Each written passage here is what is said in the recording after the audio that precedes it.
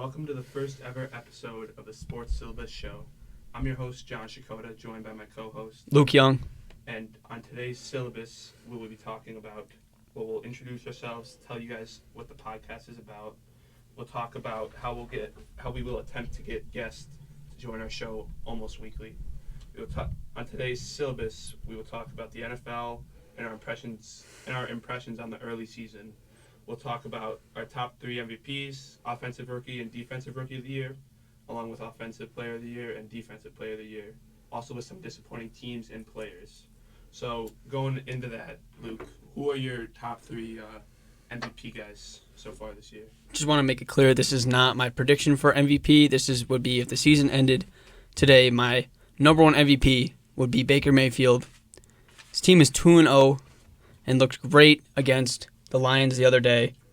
He is second in passer rating with 129.1. The only person ahead of him is Derek Carr, who's my number 2. He's tied in passing yards. He's 10th in passing yards, tied for passing touchdowns with 5. And he's looked great. I've seen a lot of his highlights. Didn't get to watch the game. And the crazy thing about the Bucs season so far is that Chris Godwin's back. We thought Chris Godwin was gone for a while after the injury, but now he looks great so far in the season. And they beat a really good Lions team, and the Saints and the Bucs battle is going to be great for the division. I agree. I think most people going into the season thought that the NFC South was just a blow-off. I mean, I expected the Bucs to kind of win the division, but I didn't expect the Saints to, like you said, we'll talk about this later with teams, but to score on every possession that they have had so far this year, they've scored on every possession. So it's they've been legitimately unstoppable. Legit, no one stopped them. So my MVP list, I got Derek Carr as number 1 right now, just because of how efficient they have been. And then number 2, I got Josh Allen. I mean, that's a good one. I know he's turned the ball over a little, but just how dominant he is in both, you can't defend him. Yeah, if you try and defend him in the pass, he'll beat you with his legs. Yeah, it's a tough one because he barely played the second half of the Dolphins game. Exactly. Because they were so dominant in the first half, and then the Tua injury, it's what's the point of playing this guy? Exactly. And then I have Kamara, but I think that's gonna slowly, just because every player has that one game where they just he already had that with Christmas a few years ago, but I mean, if we're basing this off of right now, which we are, he's in the MVP conversation because dude just had 4 touchdowns and they just wiped the floor with the Cowboys. Mm-hmm. So it's he's gonna be in it for now. I don't see him being in it in the long run, but if he is, that would be really cool too. All right, we can talk about the offensive. Since we were talking a little bit about offensive, we can touch on the offensive rookies. Now, this is as of now. This is not. I mean, you can also do a prediction too, because you never know. Maybe these guys will be the finalist or the winner. You never know. But who do you have in your top 3 offensive players of the year for rookies? For rookies, I only had one. I had Marvin Harrison. I really don't think that's a debate. I mean, he had a rough first week, but in the first quarter of that Cardinals game, he looked an elite receiver. Didn't look like a rookie whatsoever. The diving end zone grab to put the ball in the end zone, that was just absurd. He looks like a veteran already, and he has the mindset. You saw all the quotes already about how the 4 incompletions were to him from Kyler, and he was disappointed about that. So he definitely is not lacking the mindset of some of the receivers we see now where they hold out for the contracts. I really think that he's going to be really good and probably a favorite to win it. Yeah, I think his dad also having a Hall of Fame father helps a lot with being wired differently, because you're growing up, your dad's working his butt off every day, all day, so you just have that kind of instilled in you. For me, I actually have Brock Bowers at number 1. If I had a number 2, that would probably be number 2 for me. I just think, because like you said with Harrison, how he's had that great start. Bowers he hasn't had a touchdown yet, but through 2 games, he has the most receptions for a tight end to start his first 2 games off. So he's not only Harrison was really good, but he only had 4 receptions for 130 yards, which is insane. But Bowers is getting the receptions, so and I'm not saying Harrison won't get the receptions. He's gonna, because he's gonna get the targets. He's the only legit wide receiver on the Cardinals. But as of right now, I think Brock Bowers, you're starting to see him and Gardner Minshew kind of bond. Get that good.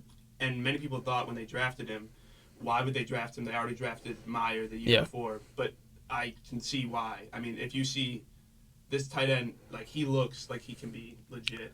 Yeah, he was like one of the best tight end prospects ever, right? I mean, like, coming out of the draft, and like even Gronk like said this week, like, he looks like a mini version of me. I mean, like, Gronk saying that, I mean, like, I don't think there's higher praise you can ever give. Exactly, because Gronk, if you think, okay, Tony Gonzalez, but then who are the other big pass catching tight ends? Tony Gonzalez, you think Gronk, you think Kelsey, you think a bunch of these guys that have started. These tight ends are not just blockers now; they're more like receivers than they are linemen nowadays. Exactly. Like teams like the Bears literally signed Mercedes Lewis because he's a blocking tight end. They have Cole Kmet, who's a receiver. Yeah. They have Lewis because he's a blocking tight end. Like, legit have roles. Yeah, Mercedes Lewis is like one of the last ones, along with like Kittle. Like, Kittle can do both. Like, Kittle. That's why Kittle is so good. That's why Kelsey's great, but I think Kittle's the best, just because he fills the position of tight end, and he can like do whatever Shanahan wants him to do. He can do, like, if he needs him to go run a route, catch a pass for like 25 yards, he can do that. But also, like, he'll block for CMC or Jordan Mason when he needs to run. So, I mean, I just think that Bowers is definitely there, or like could be there for the pass catching. We'll see if like the blocking will come along later. And then I also have Harrison. You kind of already pointed out his successes. But I also have Malik Neighbors, who good one.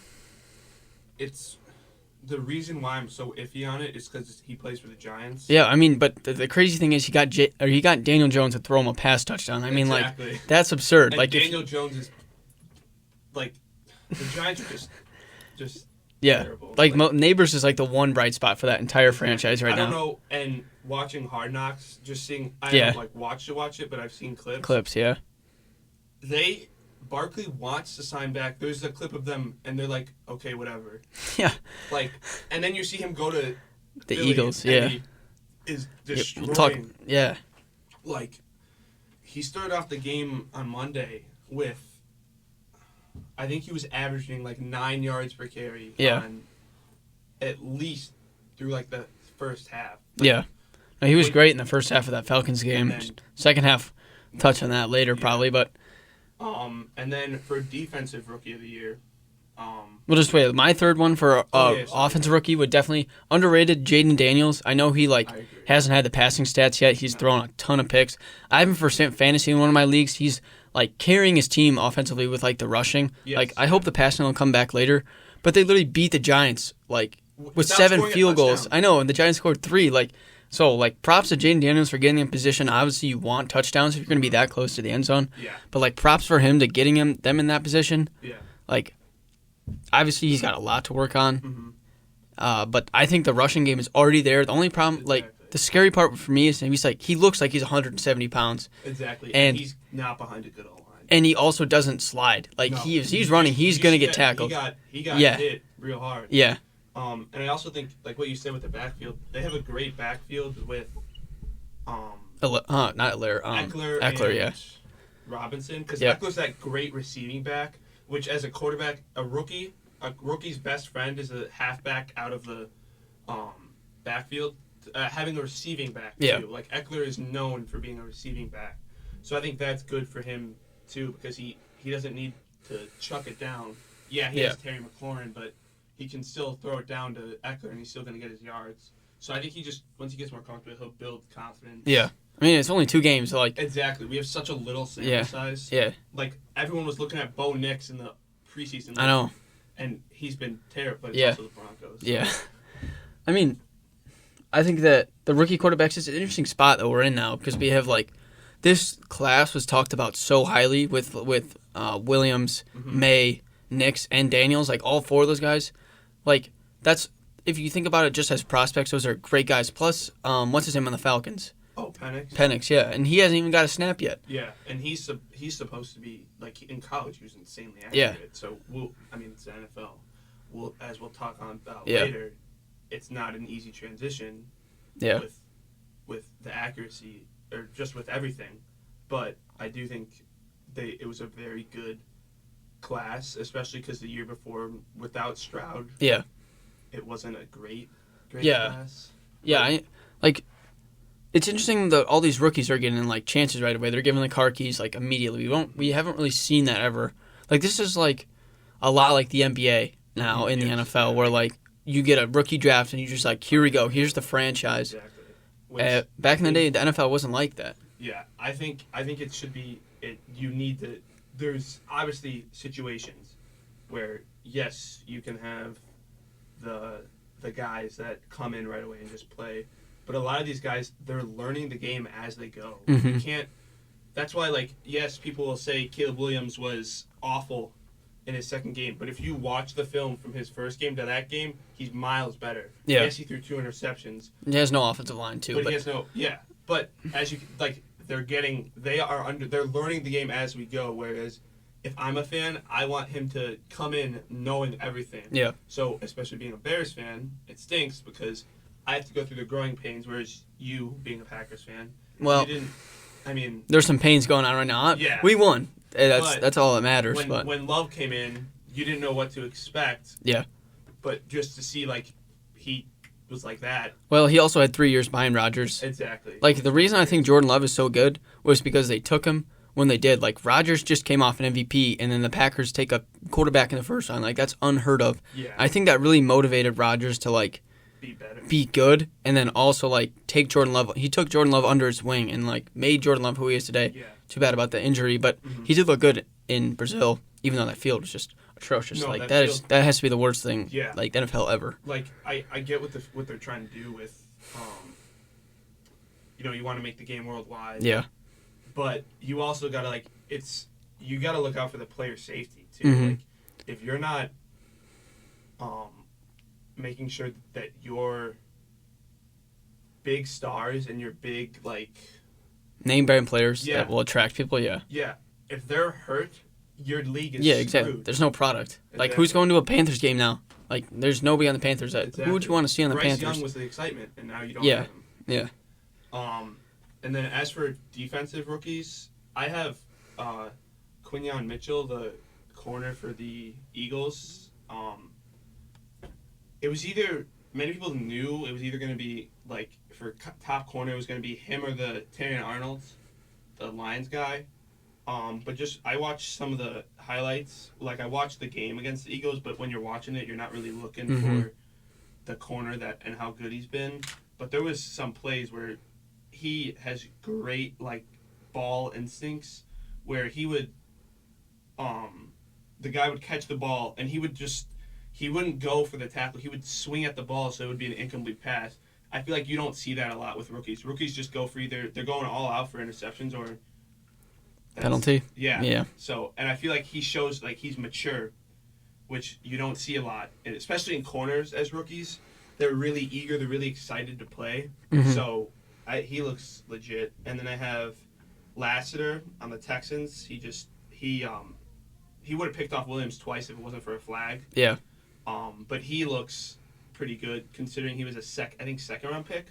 So just having I don't want to say a waste, but a pick that not many people knew about. Yeah. And now he's turned into kind of this. He looks to be. I mean, again, he's a rookie, 2 games into the season, but he looks to be good. I think. I mean, he shut down the Bears receiving. They couldn't do anything that whole game, so it was kind of frustrating. And then number 3, I have Chop Robinson. He's kind of unknown. He's on the Dolphins. He's an edge rusher. He's one of the fastest edge rushers coming out, or going into the NFL, but coming out of college. Mm-hmm. He was in the back, he was making Josh Allen worry and put him under pressure throughout the whole game almost. Mm-hmm. And yeah, the numbers aren't there. He doesn't have, like Hutchinson did, 6 sacks, but some people just get absorbed in, this guy had 12 sacks. Yeah. But what also makes a good rusher, an edge rusher, is when you're able to pressure the quarterback and make him, because yes, they'll make a good throw, but you're pressuring them. You're making them think about, like, they're going to be like, oh, this guy's coming around the edge. I have to be fast or else he's going to get me. Mm-hmm. That's what he does, so that's what I think. But what are your top three? I just had one. I had Jared Verse of the Rams, the defensive lineman on the Rams. Mm-hmm. He's only got 1 sack so far, but he's forced 1 fumble. He forced 1 against the Cardinals. They're 0-2, obviously, and they're really missing like the greatest defensive lineman of all time, Aaron Donald. Like, there's really nothing you can do to replace him. But I think Verse is doing a great job of trying to put up some numbers. He's hit the QB twice, so that means like that don't like one of them counted as sacks, but one of them after he threw it or something. And then he has 11 combined tackles and then 8 solo tackles. So he's definitely doing everything. Yeah, made an impact. Like, not just hitting the QB, but definitely stopping running backs and all that stuff. I think that's definitely a pick. He's the favorite right now to win it, which kind of could be like a boring pick to some people, but I think he's definitely been the best so far. Yeah, and also, like what you said with them losing Donald, I think if Donald and Verse were there, I think it would be really good too, just because Donald had to be double teamed. You're having Donald, then you're having this guy come off the edge. Yeah, he's no scrub. Like, he can ball. Yeah, and I think that would just be exciting. Also to see like how Donald would kind of teach him. You know what I mean? Like, kind of his mentor, so to say. I think that would be really exciting. Really exciting to watch. Now we can kind of go to top 3 offensive players of the year. Do you want to start this, or do you want? Yeah, my number 1 is J.K. Dobbins. Kind of like we kind of forgot about him a little bit after the Achilles injury on the Ravens. Like, he looked like he couldn't run anymore, and now he's doing front flips into the end zone with the Chargers. I mean, he's just the perfect guy for Harbaugh. Hard runner. Yep. Doesn't stop him with that. Yep. That's what Harbaugh loves. He's the leading in rusher so far with 266. He has the longest rush with 61. And per attempt, 9.9 yards. So basically every single time you give him the ball, that's basically a first down. Yeah. So like, he's been great so far. He's leading this Chargers team with 0 receivers to 2 wins. And he's just been acceptable. I have him for fantasy. So like, I've been paying attention a little more than everybody else probably, but I've just been exceptional so far. I mean, the Chargers, they have, so it's weird. You made a good point about them not having receivers. The receiver 1 is Quentin Johnson, who he looks caught 2 good, touchdowns, but his issue with last year is he couldn't catch the damn ball. Yeah. So he caught 2 touchdowns, so he looks like he's going to be good. And then Ladd McConkey also looks good. But I do agree. I think Dobbins he's also in, I think, the perfect system for him, because he's like a bell cow running back, so to say. He just runs. He's a big dude, and he doesn't slow down. Yeah. So mine, I have Nico Collins. I kind of touched on Alvin Kamara earlier, but I don't think he'll be able to hold that, like withstand that. But Nico Collins. Yeah, Nico Collins is my 3rd one. I had him. I just traded for him in fantasy, so obviously there we go. A little more interested in invested, but we thought the second half, right? He was pretty legit. We're like, okay, they got Diggs. There's no way he's keeping this up, and now they got a healthy Tank Dell back, so there's no way he's going to be the dominant receiver. And this dude has been balling. He's had 2 back-to-back 100-plus yard games. And first game, Colts, they have Kenny Moore, not a great secondary. The Bears have they have Johnson, who's obviously, by the way, snubbed from the top 100 list. I know you're a Packers fan, but I think he was totally robbed from being on the top 100 list. And they got Tyreek Stevenson, Jalen Johnson, Kyler Gordon. So they don't have any insane corners like Jalen Ramsey after Johnson, but they still have a legit good corner group, and he just babied them. Like, his size, him being what, is he 6'4", 6'5"? Him being so much bigger is such people don't think about that. That's such an advantage. You throw a slant to a guy who's a receiver who's 6'2", next to a corner who's, around that height. Yeah. It's way harder for them to catch the ball compared to Nico Collins, who's a big 6'4" receiver who can also be a deep threat for you. So he's done so much for Stroud. Yeah. And I think him and Stroud's connection is just going to get better and better as the year goes on. Yeah, my number 2 was Devon Achane. Not going to blow you away out of the water with the rushing yards, but him being there for Tua as like when Tyreek and Waddle aren't open is so great. Like in both of his games, he's has 69 receiving yards and 76 receiving yards, so he's definitely a dual threat running back. And if you watch that Bills game, the only reason they were like semi in that game was because of him. Like Tua couldn't throw; he was throwing picks left and right, and the Bills defense was like all over him. And A-Chain was like, they'd give him the ball. I just felt like it was 6 yards every single time. Yeah. And I think he's great for their offense because the defense are gonna have to focus on him a lot. Well, now that Tua's out doesn't make a lot of difference because Skylar Thompson's not going to be able to throw the ball deep to Tyreek Hill. They're going to be focusing on A-Man. But like we said earlier, like he's a quarterback's best friend. Because that's your last check in a read. You're going 1, 2, 3. And then the running back, So having that is just because not only, I know, fantasy. It's good for fantasy. Yeah. But like also, he's doing both, which... Yeah, I feel like all the running backs in the league now, they can... Yeah. Like McCaffrey. Yeah. He legit... Well, he's like the best exactly. at that. I think... Samuel, I think, is a good... Because he's a good receiver, but he's also become a good sort of running back. Like, he's good at... I mean, he's a pretty good... He's just good. Like, they're getting... People are now developing their talents as...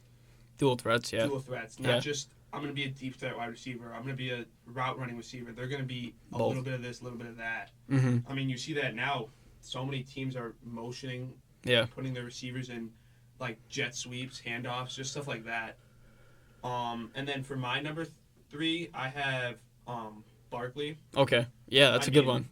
Like it's night and day between what he looks like now and what he looked like at in New York. Yeah. I mean, this also, like, if I'm a Giants fan, I'm so beyond frustrated. Not only for the fact that he left to go to a in-division rival, but also to see, like, this dude, if you put him, but not even a great O-line, a half-decent offensive line, he can do this stuff. Like, he was doing all that amazing, crazy stuff with the Giants with a terrible offensive line. Yeah. Now he's got one of the best offensive lines, one of the best quarterbacks, or best mobile quarterbacks. Hurts still got a little, but he was really good on Monday night. Yeah. But he's got one of the best mobile quarterbacks in the NFL, one of the best O-lines. He's set up for success, and he's done that. Like, nothing short of that. He like I said earlier, the Falcons in the first half couldn't stop him. And then, I don't know what happened. Yeah. But he was dominant. He couldn't be stopped. And I think that's going to... I don't know if he'll be as dominant as he has been in these first 2 games, but I think throughout the season, you're going to see multiple games where he's on one of those games where you just can't stop him. Yeah. We had the same number 3, so... Yeah, okay. I had Collins. I mean, he's really, like, been so good, he's taken away from the other receivers. Yeah, like, Diggs and... Yeah. And, And against the Bears, we're watching that game, and you're like, man, he's just only going to throw to Collins, isn't he? Exactly. Like, he's open all the time. Yeah. And the Bears secondary is supposed to be, like, the strength of their defense, and he was just dicing them up. Exactly. Johnson shut down Diggs, but... Diggs also had a touchdown, though. Exactly. Or maybe not against the Bears, but he has 2 touchdowns, though. But you can't... It doesn't matter because you can't... Like, Johnson can shut down one side, but it's a team. You're relying on other guys. So when... he's beaten our number 2. That's why the Texans are so good because, like, all right, you want to let Collins get open? That's fine. We'll throw to him. And then you put Johnson on him. Then Diggs is open. Yeah. If Diggs isn't open, you got Dell. Yeah. So it's just and then they got Mixon out of the backfield. So it's like it doesn't stop. That's what the Bears hoped to be with their offense, but they're not. So, but we're also 2 games through. And you have a rookie quarterback. I mean, Stroud. He's unbelievable. You just watch him, and he looks like he's been in the league for 10 years. Yeah, like, he came in the NFL and didn't throw an interception until, like, almost midway through the season. Yeah. You don't see that in rookies. I feel like... He also came into a great situation. That's what people, like, I hated when people compared Mahomes and Trubisky, because if Mahomes came to the Bears, he would not be Mahomes. He would be just... this other guy, like Trubisky. Yeah. He came into a great situation, great head coach, great weapons. They get him... He also sat behind Alex Smith. Exactly. Who did Mitch sit behind? Nobody. He had Mike to play Glennon. Yeah, he had to play right away. And then what they do with Fields, they put him behind Andy Dalton. Like, you got to put... I'm not saying you need a generational quarterback in front of him, like how Love had Rodgers. You just need a quarterback like Dalton has always been meh. Yeah. Like just get. Well, on the Bengals, he was a Pro Bowler, but like now later in the year in his career, I don't know. And also, I feel like you got to get someone who's relatively similar. Like Alex Smith was not a crazy mobile quarterback, but he's mobile. Same with Mahomes. Mahomes is not a run-first quarterback, but he's relatively mobile. Yeah. So you kind of, and with Rodgers is not crazy mobile. Jordan Love is obviously bigger, and he's a little more mobile. Yeah. But they did a great job of kind of teaching. I feel like the Bears. That's why they don't get any good quarterbacks. They don't know how to develop them. Now we can kind of transition. We did offensive. Now we can do defensive player of the years through 2 games. Yeah. For me, the obvious pick was Aiden Hutchinson. I mean, like, if you have 4.5 sacks in one game, like, he's insane coming off the edge. Like, I think I remember last year against the Chiefs that first game when the right guard was, like, basically playing in like, the drop, like, next to the quarterback because Hutchinson would come off the line so fast. He got so many false starts in that game because, well, he's also the most penalized. Yeah, but Hutchinson, like, he does, like, the spin move thing. That effect. Yeah, he does the spin move thing. He's so fast. And we've even seen that for years at Michigan and then now at the Lions. And he's definitely, like, a candidate for Defensive Player of the Year and definitely a candidate for sacks leader now. I mean, he was before the season, but now he's like 3 sacks ahead of everybody. Exactly. Yeah. I had him as well. I also have TJ Watt because the last full season we saw him, he had 22 and a half, I think, was the record. So that was his full season. He was tearing up this week. Yeah.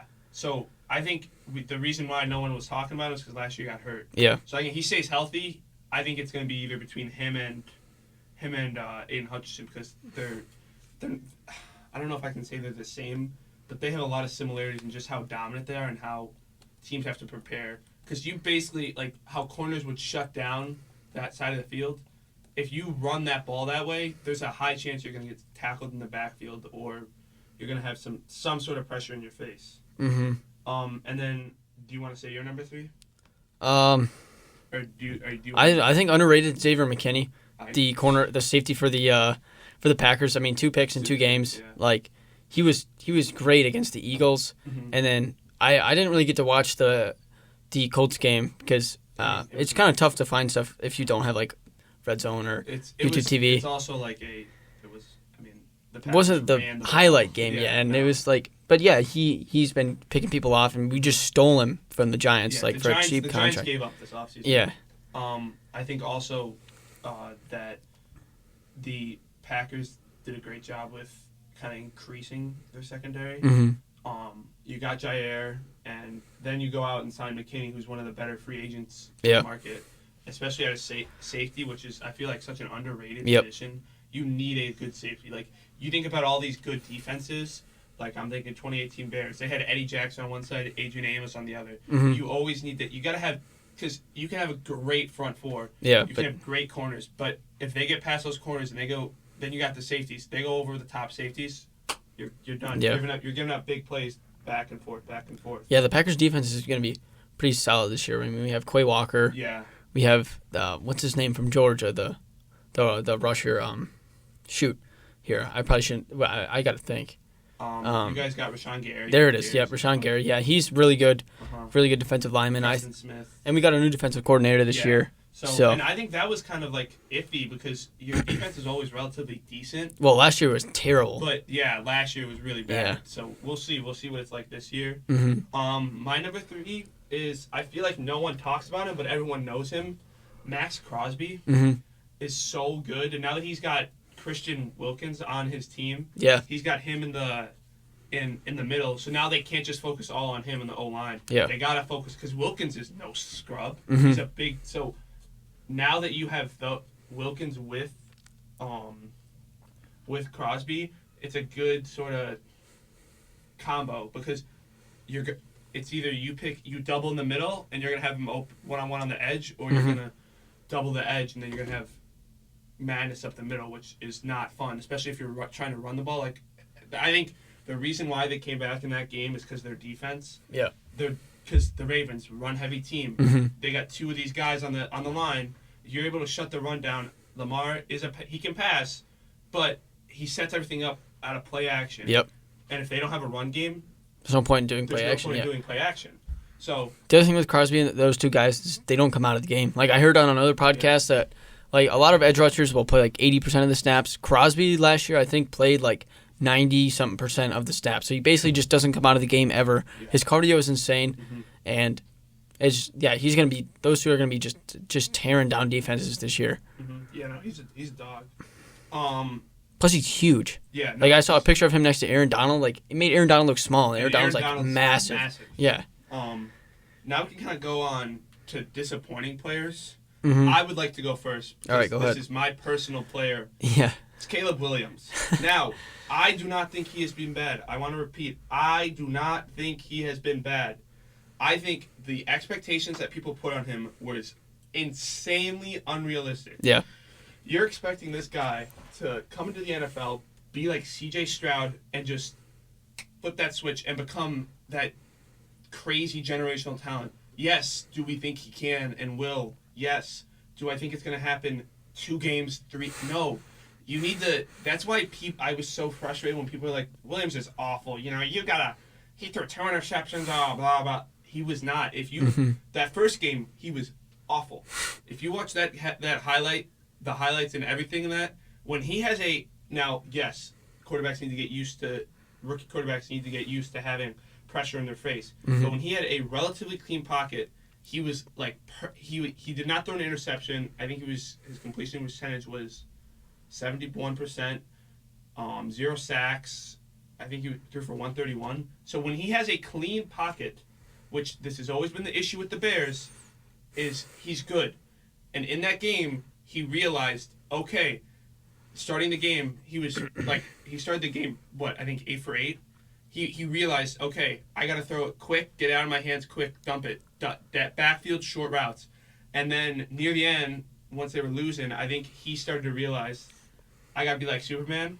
And that's his problem. Like at USC, he had to do everything. Yeah. Like USC's defense gave up like 50 points a game, Exactly. so he would have to score 60 to win. And now he comes into a situation, I know you're a Packers fan, but he's got weapons. No, yeah, I'm not going to.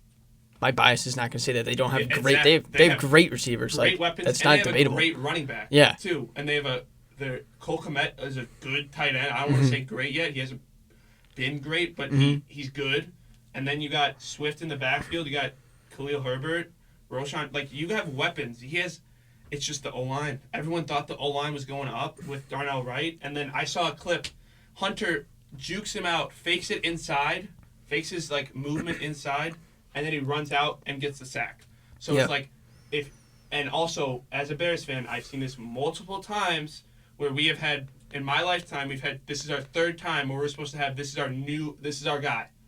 You had it with Trubisky. I was never high on him, but he had 2018. He looked like he was going to be, and then with Fields, you give this dude the worst offensive line. I'm not saying Fields coming into this situation right now wouldn't be good. I'm saying if you brought him into this situation that Caleb has, he would be miles better than he was because he has weapons. Yep, and he'd people throw to. We're seeing it right now. He has Plus, been. He's better than Caleb would be with a bad offensive line because when the offensive line breaks down, Fields can just sprint. Exactly. He's so he had fast. 178 rushing yards in a game. Yeah. In a game, it's crazy, and I love Justin Fields. I'm happy that he's doing good in Pittsburgh, and I think now he realized, okay, I don't have to be Superman with the Steelers. I think because Tomlin's such a great Plus, coach. their defense is just top of the line. Exactly. Yeah. And Tomlin is such a great coach that he's kind of told him, dude, you don't have to do everything for us. Yep. If you complete the ball, don't make any turnovers, you're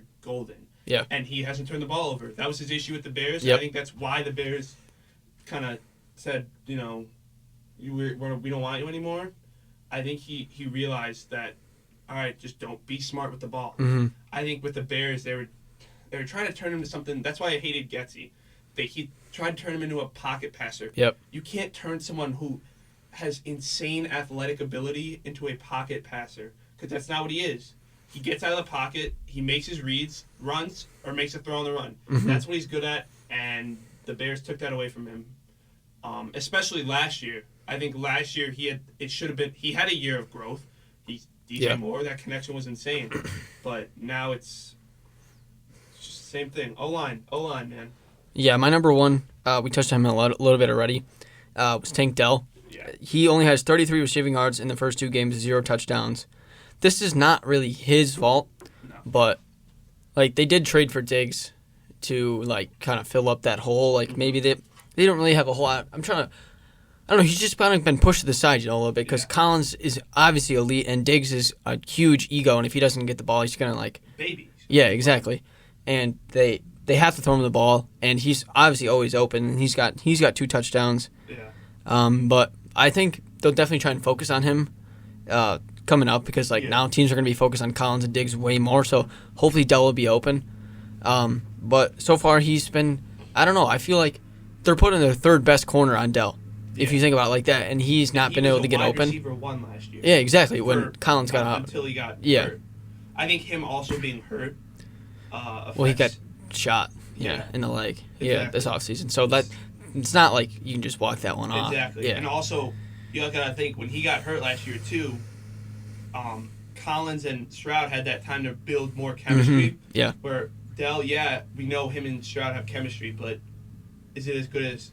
Now we're going on almost a year of Dell and Collins, or Stroud and Collins having this sort of chemistry. Yeah. I just think that it's interesting he hasn't been able to find opportunities when teams aren't as focused on him. Maybe it's great for teams like on paper to have these 3 great receivers, but we see it with like Baltimore. They have Zay Flowers, and that's it. And he's open all the time because they have to focus on Andrews and then Henry and Lamar. So I don't know, like 3 receivers is great on paper, but when they start to want to get paid and like they haven't done as much because all the opportunities are taken away from them, it's going to get kind of tough to like convince the fan base or the owner hey, let's give this guy $80 million. Mm-hmm. But I think Dell will figure it out for sure. I feel like coming up he's due for like a really good week because they're going to play some terrible defense and they're going to start running plays for him and he's going to be open all over the field. Yeah, that's a voice question. Right? My number 2 is Sam Laporta. He had a great, amazing rookie year, and this season, it's a rough start for the Lions in general, honestly. Yeah, but he has 6 receptions for 58 yards through 2 games this year. Last year through 2 games, he had 10 receptions for 102 yards. Yeah. So there's I don't know what's going on, but there's something because it's not like it's a new quarterback. He and Goff still have a connection, but they just haven't. Hey, it's interesting with Goff. Like, he threw over 50 times in that Bucs game, which is weird because they were, like, slinging the ball like they were down, like, 20. Like, I don't understand, like, they're supposed to make their offense balance with Gibbs and Ben Montgomery. I mean, obviously on Montgomery, he's obviously really good because he ran over the entire Rams team in overtime. So it's weird that Quinn's, like, just, like, slinging the ball. Maybe that's to get Amon-Ra involved, who's had a disappointing year. I'll talk about him coming up. But I don't know. It's interesting that Laporta hasn't got the stats that he has last year with the amount of opportunities that Goff has got to throw. We'll have to see coming up. My number 2 was Mahomes. Okay. This might sound like they're 2-0, right? But has Mahomes looked like Mahomes? Like, he hasn't been doing like those Mahomes things. Now you could say like his best thing is when they're losing and they get the ball with 1:30 and they have to go the full length of the field, and that's what they did against the Bengals. He did not look. He threw 2 interceptions. Burrow Exactly. was a better quarterback in that game. And there was multiple interceptions that got called back for penalties with Mahomes, and he threw 2 picks still. Exactly. And they got lucky going down. It was 4th and 16. It also helps that you have one of the best kickers in the NFL. Yeah. But 4th and 16. I don't know. I watched that game and I was just like, man, Mahomes this is supposed to be the year where they have like a deep receiving core. Mm-hmm. Hollywood Brown goes out. Worthy hasn't. He had a great start. That first carry. But it's more just against it's that one carry against the Ravens. Made it look. Yeah. The stats deceived him. And people were big 20-yard rush that was a touchdown. And people were hyping up to be like Tyreek 2.0, but we haven't seen him. He'll probably get 5 touches a game. Now, and Rashid Rice looks good. Yeah, he looks great. He's an idiot outside of the field. And he's probably not going to finish the season. Yeah, and then Kelsey. I would be surprised. Kelsey, just to spoil it, is my number 5. Yeah, I also put Kelsey. Yeah, he had 1 fantasy point this week. Yeah. But this was predicted. People were saying before the season that they were gonna kind of keep him, kind of like how you keep a car in your garage, like you just kind of let it sit there and wait for summer. Like that's what they're doing with Kelsey for the playoffs. I feel like once playoff times comes around, he will be the Kelsey that we remember. Yeah.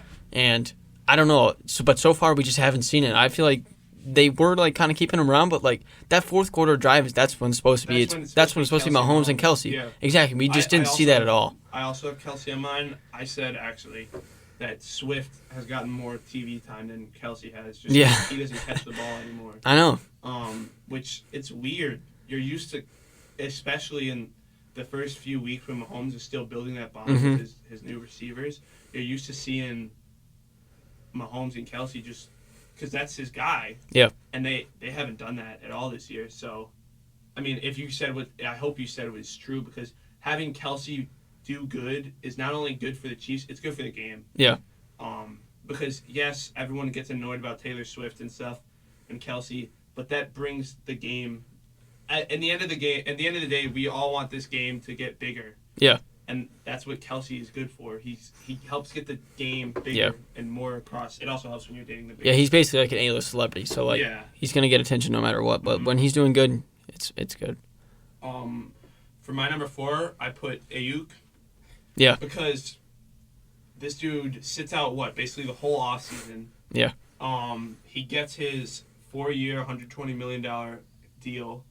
And he's only had 6 catches for 71 yards through 2 games. Yeah, that's not $120 million. The crazy thing about that deal was it was the original deal the Niners offered. Yeah. And then he declined it and then accepted it later. What was that about? Exactly. I don't know. Did he just realize I'm not going to be able to go to another team or I don't understand. I think also you're paying a dude $40 million a year. You expect $40 million a year worth. Yeah.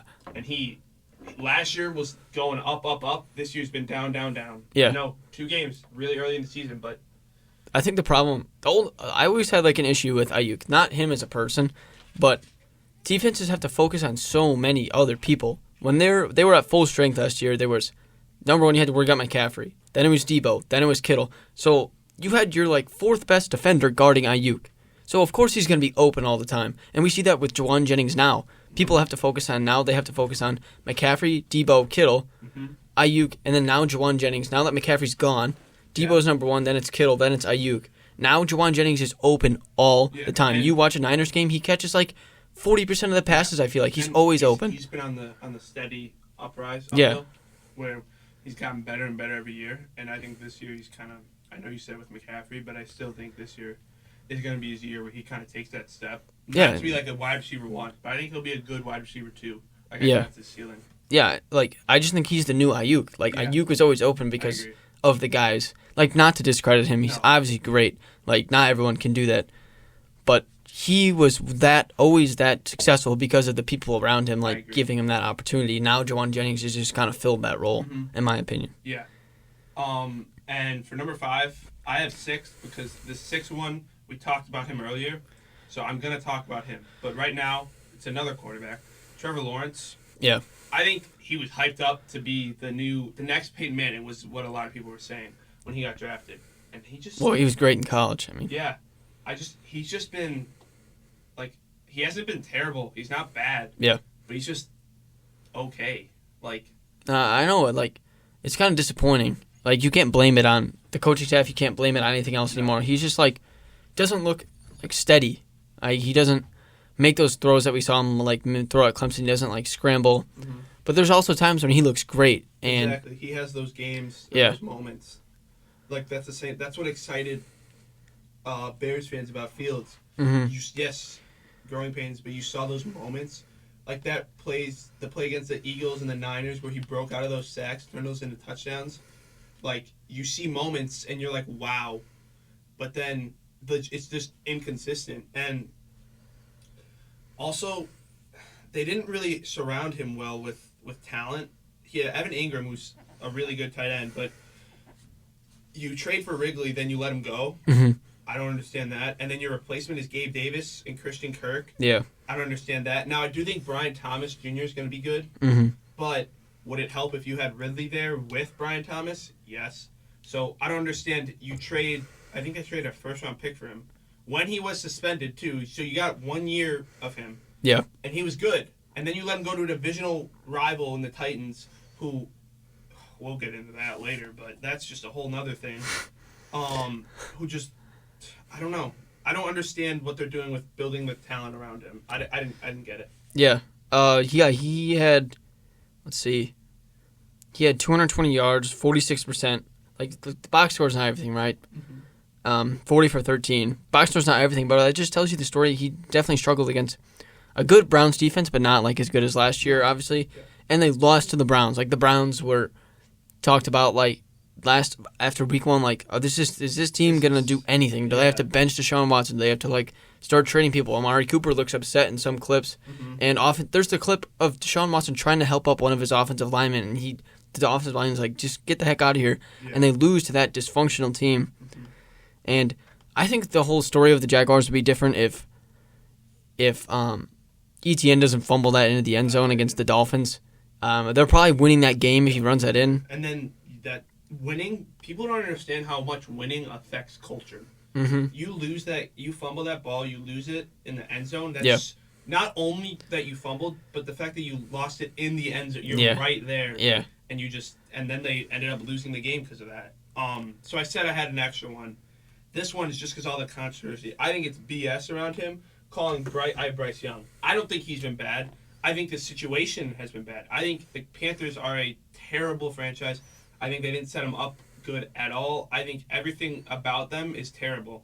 You try and give him a good wide receiver, Deontay Johnson. Okay, he's okay. Thielen, okay. And then you give him. Also, it doesn't help. You've been getting rid of coaches. Yeah.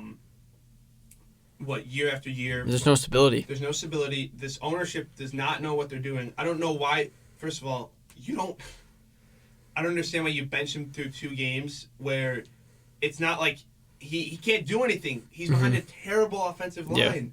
And the defense doesn't help that you gave up, 47 to the Saints? Yeah. And then the Chargers just bullied you guys. It is not. I do not think Bryce Young is bad. I do not. I think if we're talking bust, Jamarcus Russell. But if we're talking, quote-unquote bust, people are going to say him.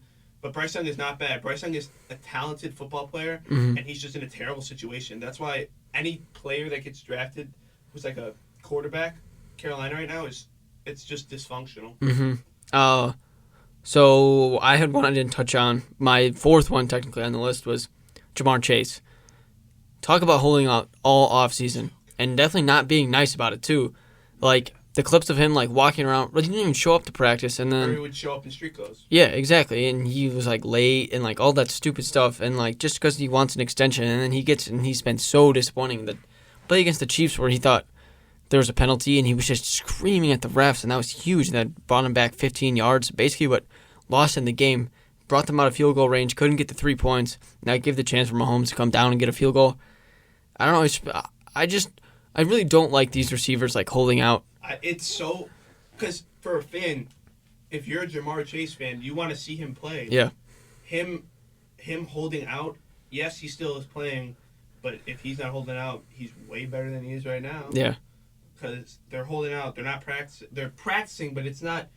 When you're holding out, yes, you're doing work, but you're not. It's totally different when you're there because when you're there at the team practices, you're going up against the best guys. When you're doing it on your own, you're going up against no one. Yeah. You're just running routes. Yeah. So it's totally different than it is when you're doing it against people. Yeah. It's people. It's not no one. Yeah. And then for surprising, I have really one person that I want to highlight. Baker Mayfield. Oh, yeah. I feel like he should be the past 2 years, people kind of counted him out, and I think the Bucs is a perfect situation. He's got weapons, and it's not a big market. Cleveland was a big market, not a big market. They're a big market because he was their quarterbacks. Yeah. That's what made it like a. Yeah, he was the first pick and had a whole bunch of hype. Exactly. Yeah. And then he went to Carolina after, and that wasn't great. And then LA. I think that is the key reason why he's been so successful is because McVay. McVay must have done something to him, I think. Because you saw him come in from, 2 days or something and lead them to a win. So I think I think that stop in LA really helped him, and then he's been just. I think he's starting to become what he was supposed to be when he came out of college. Mm-hmm. I just sometimes think that the hype is too big for some people, and I think Baker was one of those guys. He's like very Manziel-like. Manziel was much more flashy and like all that other stuff. Mayfield doesn't have obviously those problems with like partying and drinking that Manziel does. But those two guys had so much hype, and we saw so much controversy about both of them when they were in college. Yeah. Obviously, Baker like did all that stuff with like the taunting and stuff. Yeah, but that's what made him so interesting. Exactly, and that was like the cool part about him. But now it's like people like care about him, but now he doesn't have the pressure of this franchise saving player. Yeah. And now he just kind of gets to be himself down in Tampa Bay. And he balls out. Exactly, and he was the reason that they were in and won that game because Tampa Bay or the Lions knew they're not going to let the running game or Mike Evans destroy. It's going to be Baker. Baker's going to have to make plays. That rushing touchdown. Yeah, and the juke, the one in slow motion when he just loses that guy. It's absolutely. He just looks like a new player. Yeah, he looks and sounds like he's in a much better place. I think Cleveland was not. Yeah, I just don't think that franchise is stable, obviously. I mean, like, trading their entire franchise for Deshaun Watson and paying him all that money out of him. And it's all guaranteed, too. Yeah. We can kind of go into surprising teams and then disappointing teams. Yeah. So, my surprise teams, I have really... No, these are all, like, 3 legit ones. So, the Saints, but that's one I feel like is big. And we kind of touched on them already. Yeah. But number 2, the Chargers. I'm surprised because they just how like yes, you played the Panthers. That's like basically playing a low D1 college team. Mm-hmm. But you still like you're playing in a sense old South football where you're running the ball up and down and you're dominating time of possession, you're dominating everything. And then Herbert is realizing, yes, it's his offense, but he's realizing like he doesn't have to do everything. He has a very good backfield with Edwards and Dobbins, who are both very physical running backs. To if Herbert's ever off, that sets it up. So and then Harbaugh, I'm surprised he's the Harbaugh that's 2-0, not the other Harbaugh. Yeah, I think if you told me now that the Ravens were 0-2 and the if you asked us before the season if you had to pick a Harbaugh to be 0-2, you would have picked the Chargers. Yeah. So I'm just surprised, but I mean they're in the AFC West, so they'll be tested with the Chiefs. But right now they look insane. Yeah, Herbert for me has always been like confusing because he's obviously really good, and I'm a Wisconsin Badgers fan, so we saw him his what year was that? Whenever he got drafted. Yeah. It was the Rose Bowl. Just destroy us. I mean, just picked us apart when he was at Oregon. It was unbelievable. And I was like, man, this dude's going to be good in the NFL. Obviously, he's been good, but he hasn't done much. No, it also doesn't help that he's in a big market, but he's a second team. No one cares about the Chargers. Well, I don't think anybody cares about football in LA, to be honest. Like, if you go to a football team or a football game in LA, the away team is running. Like there's more fans there for the away team than there is the Chargers or the Rams. And then I saw this stat on the broadcast that I thought was important about with Dobbins. Dobbins is the first Chargers running back to rush for 100 yards in back-to-back games since Melvin Gordon. Wisconsin legend. Exactly, and he was also good in the NFL. Yeah, really good. Just forget about him. Yeah. But yeah, who are your teams? One of your teams. One of my teams, pretty obvious pick here, has been the Vikings. Yeah, who would have thought that was also my team. Who would have thought Sam Darnold would come back, just like and be amazing? JJ McCarthy gets hurt.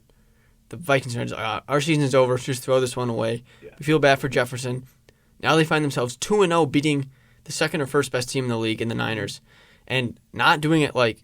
With like nail biting or like doing some crazy, like, they kind of handled them and made Purdy like kind of look struggling. Like they ran the ball. Like, Darnold had a 97-yard touchdown from his own end zone. Yes, like that is threw that to basically midfield. Yeah, and I want to say Darnold is like Mayfield sort of. I think McConnell, because McConnell I think came from McVay. Yeah. So I don't want to say he's a quarterback whisperer, but they've done a good job of turning these quarterbacks into like legit NFL quarterbacks. Yeah, it's another thing with the hype. Darnold gets drafted to the Jets, supposed to be the savior, absolutely disappointing. Yeah.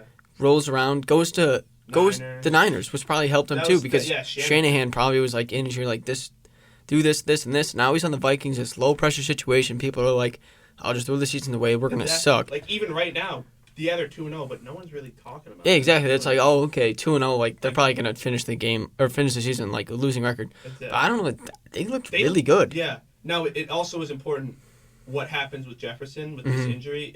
They said he's back. Yeah, he'll be back, but definitely hindered him because it's gonna hinder. I want to see how much it hinders him in game. So that I feel like is gonna be important. The other good thing for him is he has the best receiver in the league, let's be honest, and then a really good running back in Aaron Jones. I mean, I can't believe Packers let him go. I mean, it was kind of like a lateral deal for Jacobs, because I think they're kind of on the same level. I agree. But Jones has looked really good so far. He looked really good in that game yesterday, and I really think that Darnold's making the best out of it, and that defense looked unreal. I mean, they picked off Purdy, and they were doing a great job against the weapons. Weird. Like, I didn't expect them to kind of dominate. Dominate the Niners with like such ease. And it's not like I don't want to say ease though because Mason kind of ran all over him.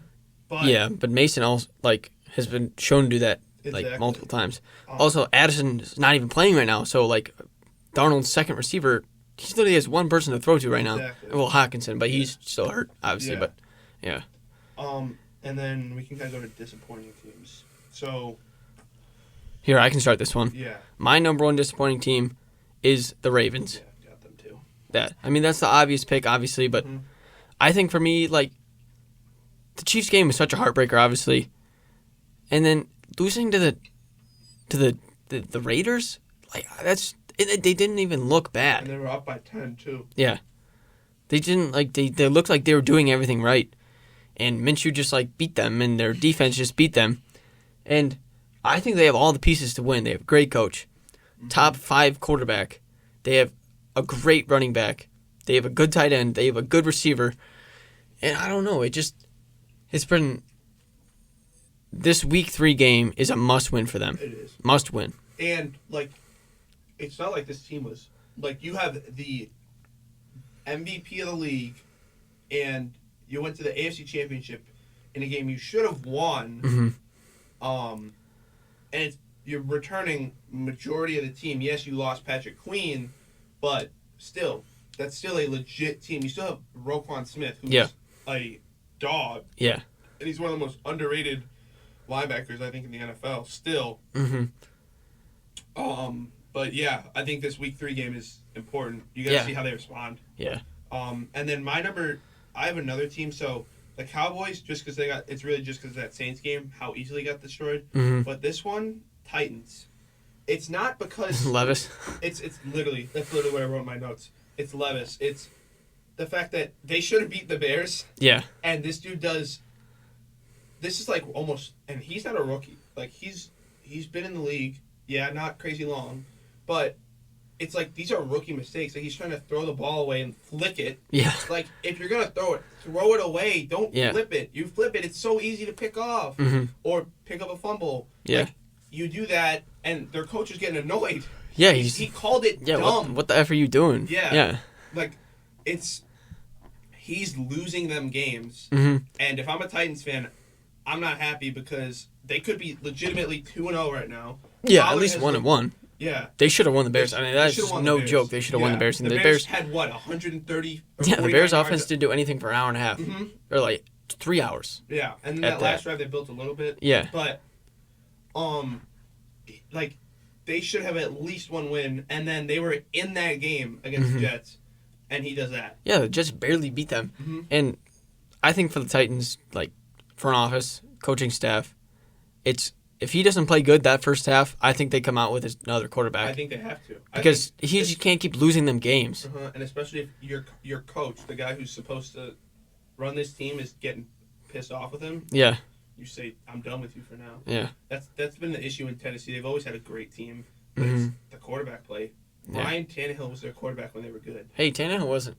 I mean, it wasn't terrible, but like you know what I mean. Like you think way better than Levis. Oh God. Yeah. I mean, but he got kind of rough the year that. Yeah. Match. And then the Cowboys, they just have these. They put these.